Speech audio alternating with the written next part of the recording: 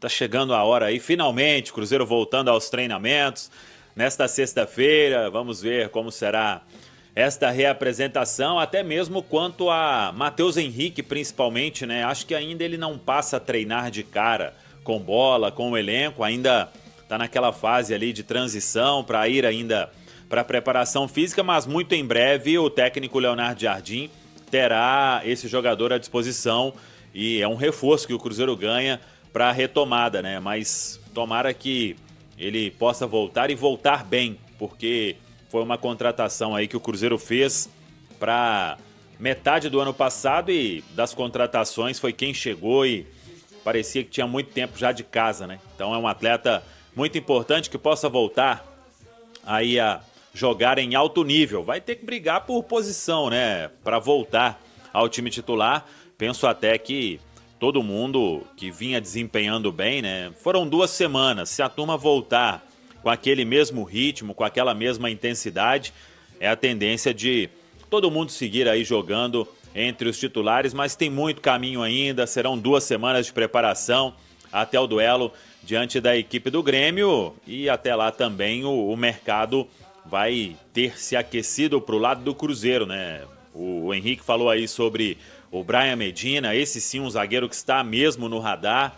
Claro que depende ainda de uma última aprovação, vamos dizer assim, do técnico Leonardo Jardim.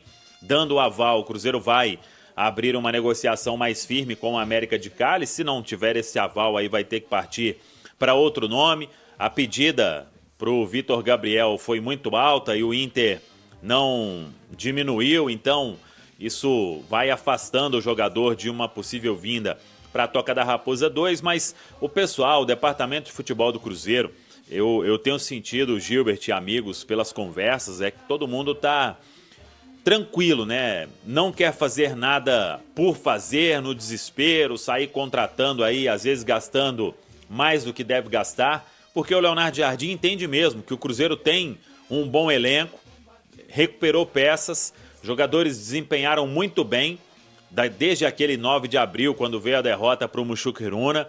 Então, o Cruzeiro vai trabalhar aí com cautela, a janela ela se abre no dia 10 de julho e vai prosseguir aí por alguns dias. Vamos seguir acompanhando. Inclusive, a janela de transferências vai abrir daqui a 2 semanas, no dia 10 de julho. O Cruzeiro também está tentando reforços, está no nosso site, o ge.globo. O dono do Cruzeiro, do Pedro Lourenço, deu uma entrevista à Tribuna de Minas, de Juiz de Fora, e revelou que o Leonardo Jardim, técnico, está pedindo um zagueiro e 2 atacantes de velocidade que jogam pelas pontas. Contratações pontuais. O Cruzeiro vai representar amanhã na Toca da Raposa e semana que vem viaja para o Espírito Santo, mas não é Guarapari não, tá, gente? Torneio amistoso. Sub-20, os mineiros. Olha só, no Sub-17, o Santos venceu o América, Toledinho, por 4-1. E daqui a pouco vocês vão entender porque que os meninos estão rindo. Fortaleza e Cruzeiro. O Cruzeiro venceu por 2-0 o Fortaleza. Atlético e Botafogo ficaram no empate. No Brasileiro Sub-20, o Cruzeiro venceu o Atlético Goianiense, o Dragão, por 4-1. E o Palmeiras venceu o Sub-20 do América por 4-1. Toledinho daqui a pouco vai explicar. Nós vamos... esse foi o placar Apoio Mineiro, que vai render muita discussão. Vamos começar primeiro, Hugão, com a vitória do seu time. Vamos, Bebel. Bebel, esse time do Cruzeiro, Sub-20, eu vou te falar uma coisa. Tem um diferencial nele, alguns diferenciais, mas destaque total para Batistella. Esse garoto joga bola demais da conta. O Cruzeiro tem que pegar esse menino, fazer ali um plano de carreira para ele. Temos que ver esse menino jogando no profissional.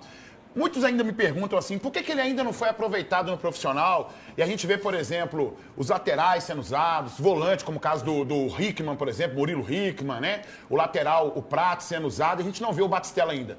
Porque o Cruzeiro entende que na função do Batistella é necessário você ter uma evolução desportiva pedagógica. Eu vou colocar dessa forma assim, para todo mundo possa entender melhor.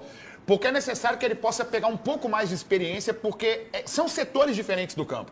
Ele precisa usar um pouco mais a cabeça para poder criar mais as jogadas e vai enfrentar jogadores muito experientes, com muito contato físico no meio-campo. Por isso demora-se um pouco mais a você revelar meias e nem tanto para você revelar laterais ou zagueiros, por exemplo, que é uma posição mais de desconstrução ou, de repente, de transição e evolução de jogo.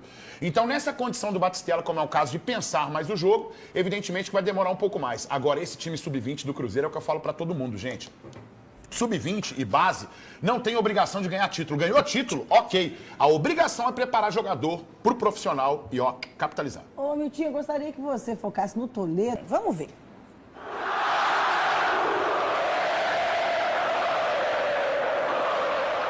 Festa da torcida e muitos pontos conquistados no Brasileirão.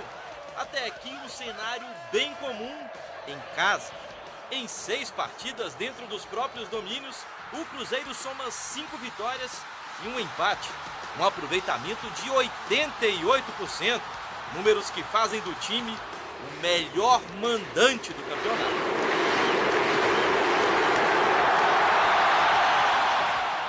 E nessa relação, time, casa e torcida, o desempenho em campo não é o único destaque.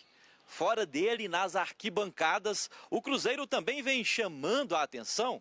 E aí, mais uma vez, basta olhar os números. O clube é o 3º melhor colocado no ranking de público do Brasileirão. A média celeste é de 42.406 torcedores.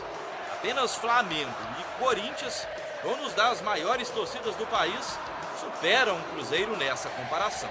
Quero agradecer toda esta vida, esta paixão que eles colocam nos jogos e ajuda-nos ao grupo ser melhor, ajuda-nos a ter positividade, energia dentro do campo e gostava que sempre que jogássemos em casa ter estes 60 mil, porque assim eu jogo sempre com 12 e é uma vantagem em relação aos adversários. O melhor público do Cruzeiro no campeonato foi diante do rival. Ao todo, 61.106 torcedores estiveram no clássico. Após a Copa do Mundo de Clubes, o time celeste vai retornar oficialmente aos gramados, justamente em casa, contra o Grêmio, no dia 13 de julho. Se o resultado da partida é difícil de prever, a gente não pode dizer o mesmo da torcida. Mais uma vez, deve comparecer em peso no Mineirão.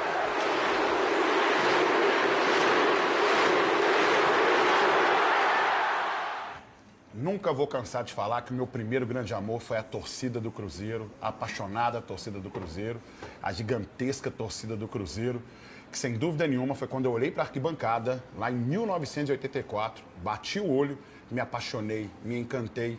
E aí ali eu escolhi que ia ser cruzeirense para o resto da minha vida. Muito obrigado a essa nação azul que carrega esse time nas costas. E vamos que vamos. Eu chego a me emocionar quando eu vejo a torcida do Cruzeiro na arquibancada. É meu primeiro grande amor. Vamos colocar o ranking aí, Fael, que você também comenta junto com o Gão. Enche a tela, por favor, Miltinho, para o povo de casa relembrar também.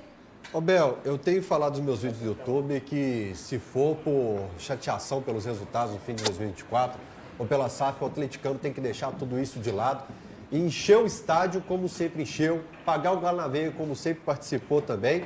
Sobre ranking de públicos em torneios nacionais, já falei aqui, o pesquisador João Ricardo de Oliveira, pesquisador de público de futebol desde 1989, pesquisou mais de 47 mil jogos de 1959 a 2024, só Flamengo e Corinthians estão à frente do Galo, e em médias de público de Campeonato Brasileiro, só o Flamengo